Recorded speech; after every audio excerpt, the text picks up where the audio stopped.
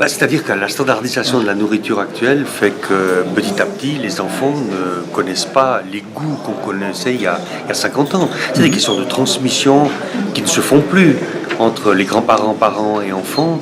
Aujourd'hui, tout est en train de se mettre en place pour que tout soit très standardisé au niveau du goût, du point de vue mondial. C'est-à-dire que petit à petit, on s'habitue à zéro mastication, zéro vaisselle, zéro calories. Bref, on est en train de créer des incultes au niveau du goût. Mais ça, c'est une volonté délibérée par rapport à une industrie agroalimentaire qui a décidé qu'au fond, il y aurait une certaine façon de manger et qui ne laisse pas de place au reste, c'est-à-dire à cette transmission de valeurs autour du goût. Bien sûr, c'est pas parce que le tableau est assez difficile qu'il n'y a pas d'espoir. Bon, aujourd'hui, on voit que de partout ça résiste. Il y a des circuits courts qui se mettent en place, il y a de l'agriculture urbaine, il y a des réflexions qui se font partout au niveau de l'aménagement du territoire pour conserver des zones où il y aurait de l'élevage, de l'agriculture. Enfin, bref, tout ça, ça fait partie d'un ensemble entre ceux qui pensent qu'un jour il n'y aura plus d'agriculture.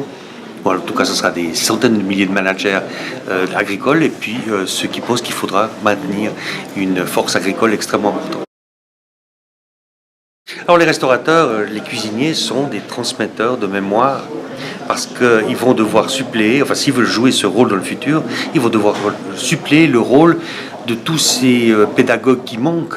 Ils ont la fierté, ils ont le savoir-faire, ils vont pouvoir transmettre des valeurs aux jeunes par le fait même qu'ils vont continuer des traditions, mais évidemment il faut aussi qu'ils se mettent au niveau des connaissances, des traditions régionales, des traditions culinaires, de leur patrimoine.